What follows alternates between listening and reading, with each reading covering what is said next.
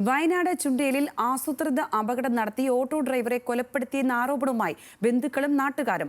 അപകടമുണ്ടാക്കി jeep ഓടിച്ചിരുന്ന സുമിൽ ഷാദും നവാസും തമ്മിൽ വ്യക്തിവൈരാഗ്യമുണ്ടായിരുന്നതായും സംഭവം കൊലപാതകമാണെന്നും ചൂണ്ടിക്കാട്ടി ബന്ധുക്കൾ വൈത്തിരി പോലീസിൽ പരാതി നൽകി. സുമിൽ ഷാദിന്റെ ചുണ്ടേലിലുള്ള റെസ്റ്റോറന്റ് നാട്ടുകാർ അടിച്ചു തകർത്തു.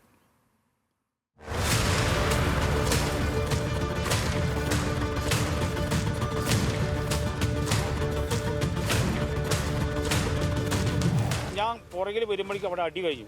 ആ അടി വണ്ടി തിരിച്ചിട്ട് ഇവൻ ഫോൺ ചെയ്ത് നിൽക്കുന്നത് എനിക്കറിയില്ലായിരുന്നു. അന്ന് അപ്പം അടിക്കരുത് ഞാൻ. ഇവൻ ഫോൺ ചെയ്ത് നിൽക്കുമ്പോൾ ഞാൻ വെച്ച് വേറെ ആളെ വണ്ടി വിളിക്കാന്ന്. അപ്പോൾ അവൻ നവാസ് ഇതാ കമന്ന് ചെളിയിൽ കിടക്കുന്നുണ്ട് മണ്ണിൽ. അവിടെ നിന്ന് ഞങ്ങൾ 4 ആളെ പിടിച്ച് പൊന്തിക്കുമ്പോഴേക്കും കട്ടയായിട്ട് ബ്ലഡ് വരുന്നുണ്ട്. അപ്പോൾ ഇവൻ ഒരു മനസാക്ഷിയുള്ളൊരു മനുഷ്യനല്ല, അവൻ അവിടെ ഫോൺ ചെയ്ത് നിൽക്കുകയാണ്. തിങ്കളാഴ്ച രാവിലെയാണ് ചുണ്ടേൽ ആനോത്ത് റോഡിൽ ഓട്ടോറിക്ഷയും താർജീപ്പും കൂട്ടിയിടിച്ച് ഓട്ടോ ഡ്രൈവറായ നവാസ് മരിക്കുന്നത്. താർജീപ്പ് ഓടിച്ചിരുന്ന സുമിൽ ഷാദും നവാസും തമ്മിൽ വ്യക്തിവൈരാഗ്യമുണ്ടായിരുന്നുവെന്നും ഇതിന്റെ പേരിൽ ആസൂത്രിതമായി വാഹനമിടിപ്പിക്കുകയായിരുന്നുവെന്നും ബന്ധുക്കളും നാട്ടുകാരും ആരോപിച്ചു. ഗുരുതരമായ ഗൂഢാലോചന ഭാഗമായിട്ടുള്ള ഒരു മർഡർ ആക്സിഡൻ്റാണ്.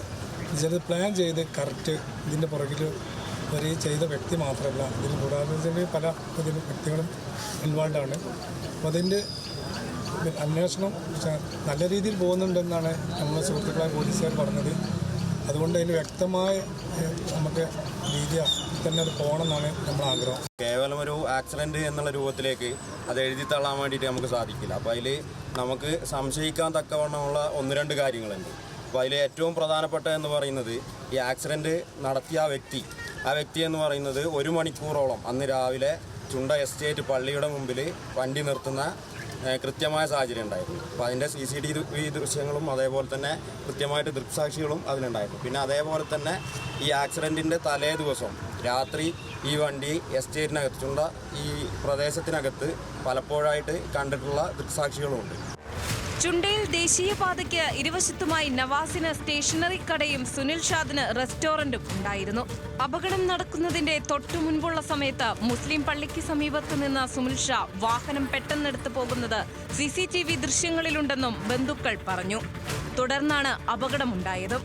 മനഃപൂർവ്വമല്ലാത്ത നരഹത്യയ്ക്ക് കേസെടുത്തിട്ടുള്ള സുനിൽ ഷാദ് പോലീസ് നിരീക്ഷണത്തിൽ ചികിത്സയിലാണ്. ബന്ധുക്കളുടെ പരാതിയും നാട്ടുകാരുടെ ആരോപണങ്ങളടക്കമുള്ള വിഷയങ്ങളിലും അന്വേഷണം തുടരുകയാണ് പോലീസ്. ഇന്നലെ വൈകിട്ട് നവാസിന്റെ മൃതദേഹം ഖബറടക്കിയ ശേഷമാണ് നാട്ടുകാർ സുനിൽ ഷാദിന്റെ ചുണ്ടേലിലെ റെസ്റ്റോറന്റ് അടിച്ചു തകർത്തത്. ന്യൂസ് മലയാളം, വയനാട്.